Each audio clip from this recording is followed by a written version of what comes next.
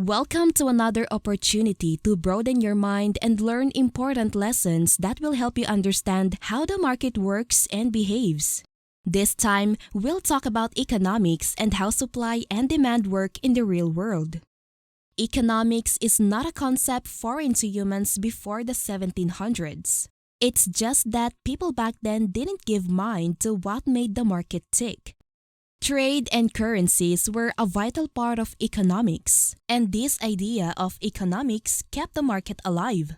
It wasn't until Adam Smith in the 1700s who described and defined the core principles that make up the field of economics. To think that he explained all of this without math and just words is a mean feat.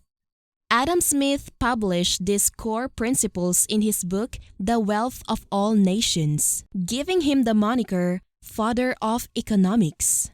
To best describe how economics works, stick around with us as we give you a rundown on the important principles that could help you understand how the market works and give you an edge in the business world.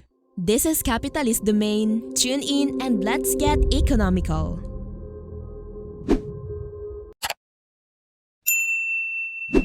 Number 1. Water and diamond paradox as a gauge for market price.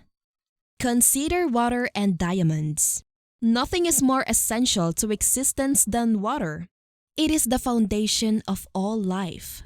Now, consider diamonds one of the more inconsequential items you may buy and unrelated to living a successful, happy, fruitful life or any life.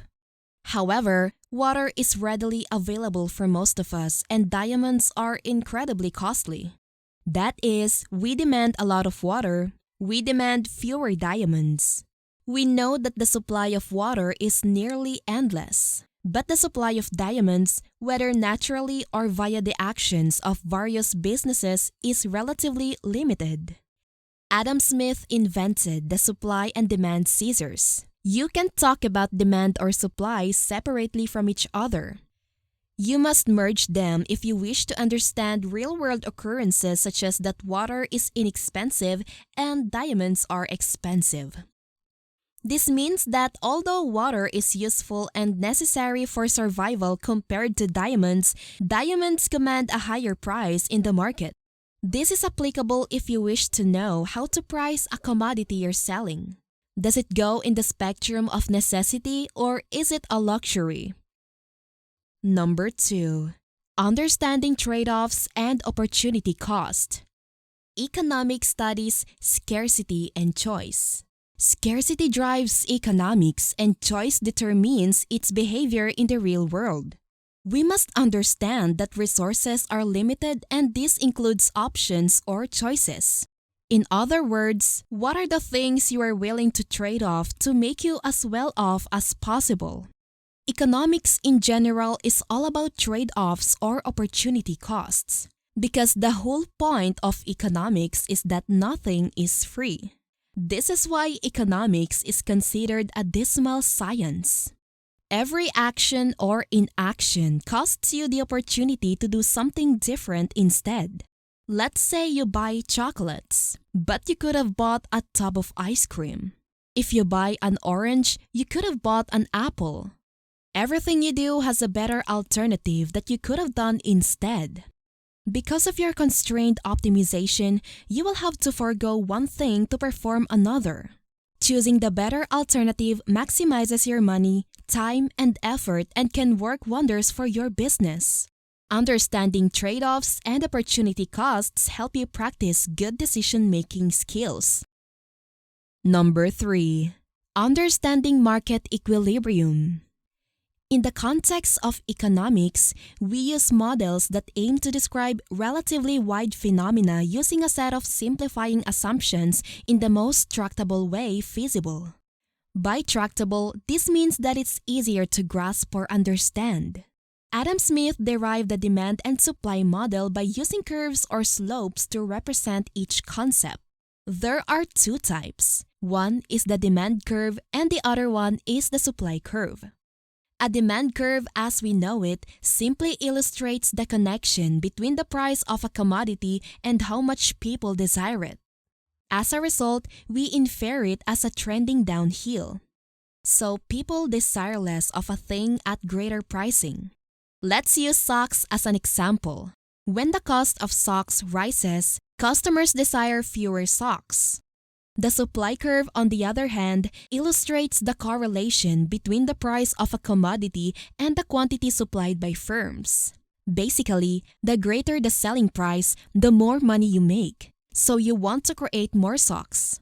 We can infer that the curve is trending uphill. Imagine a curved letter X.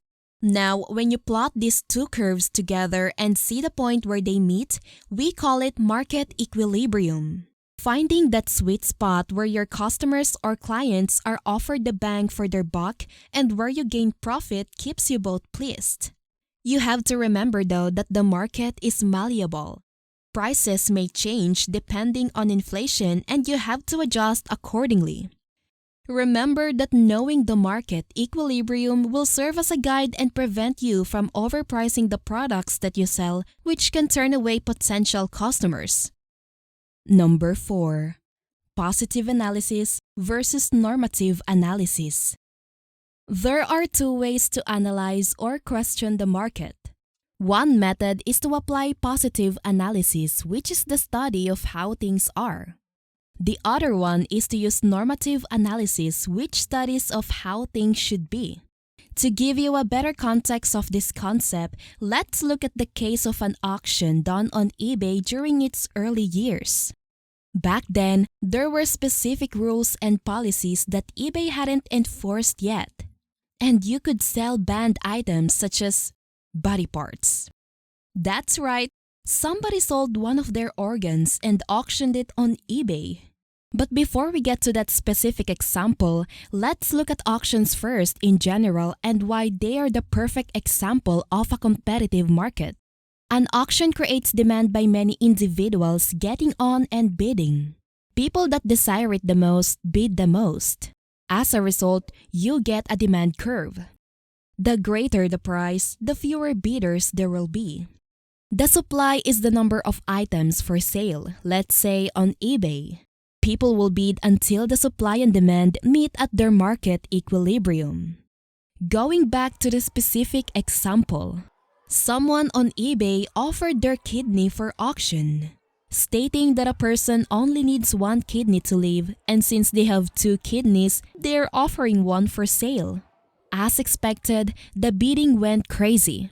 It started at $25,000 and went up to $5 million. eBay decided to shut down the auction and hasn't allowed anyone else to sell bodily parts since then. This situation brings us now to two questions. Firstly, we use the positive analysis question and ask why the price went so high. If you understand supply and demand by now, then you'd know that the answer is because the demand is high. A person with only one kidney or kidney disease would bid on it because they require that kidney to live. On the other hand, supply is low because not all of us are willing to sell our kidneys on eBay. So we have low supply and high demand for that commodity, leading to a higher price point. Secondly, we use the normative analysis question and ask, should eBay allow you to sell kidneys? The typical economics response would be, of course you should. We live in a society where thousands of people die yearly due to a kidney transplant waiting list.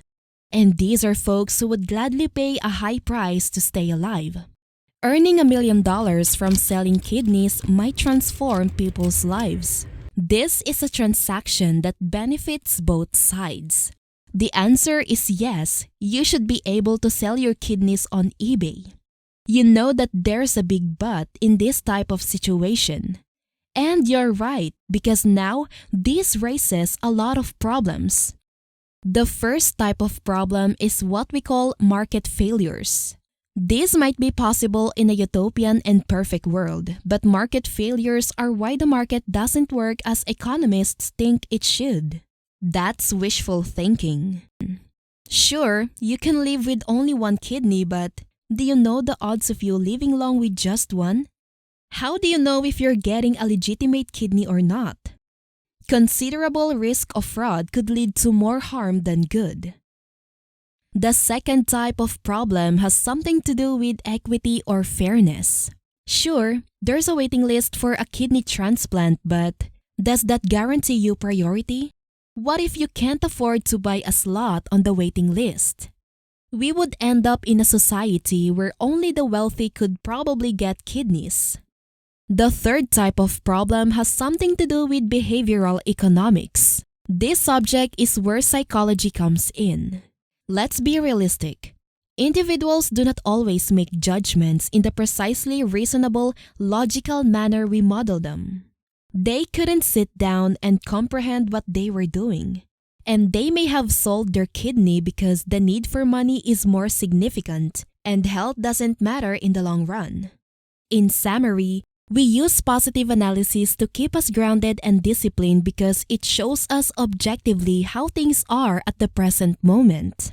Unlike the normative analysis that looks at the should have and shouldn't have and keeps us far from what is realistic and allows us to jump to conclusions. Number 5. Freedom and the invisible hand. This is the last topic we'll discuss in this video, and we ask the question of how freely should an economy function? Who calls the shots? Most economists would say that the market knows best. To ascertain if this is true, we look at the economy and try to see the bigger picture. It's better to understand the difference between these two types of economies and understand their pros and cons. So we have a capitalist and a command economy. In a capitalist economy, corporations and people determine what to create and consume and are subject to government-imposed rules of the road. There are specific ground rules to eliminate fraud or misinformation. Otherwise, we roll the dice.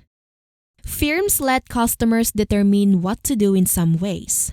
In developed countries such as the United States of America, this had led to their nation's tremendous growth. However, this capitalistic trait of their economy has led to a significant problem of inequality. Only the top 1% holds the biggest share of income, while the bottom 99% have to scrape by the remaining share. It has also led to problems with the implementation of rules. Apparently, fraud and misinformation are still rampant. On the other end of the spectrum, we have a command economy where the government makes all production and consumption decisions.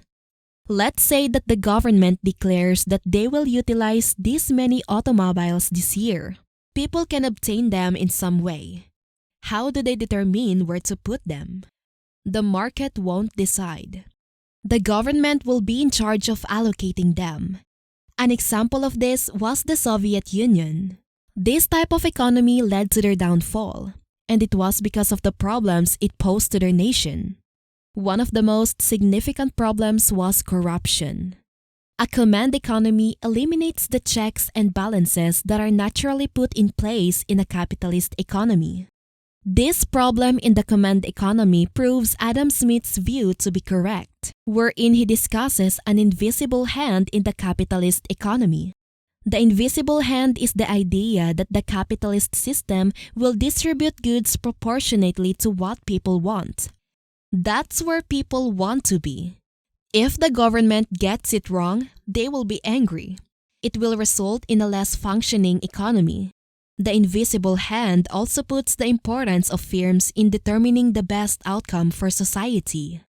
You're lucky to be in a capitalist economy, which means that as business owners or consumers, you determine what is best for society while working to be well off in life. Whatever the product you sell, know that there is a market for it and consumers will at some point determine that there is a need for that product. This has been a mouthful of ideas and concepts. We hope this gave you a visualization of how the economy works and how supply and demand keep the market alive and functioning.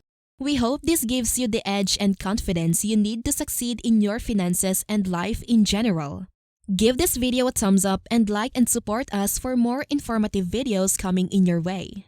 Ciao!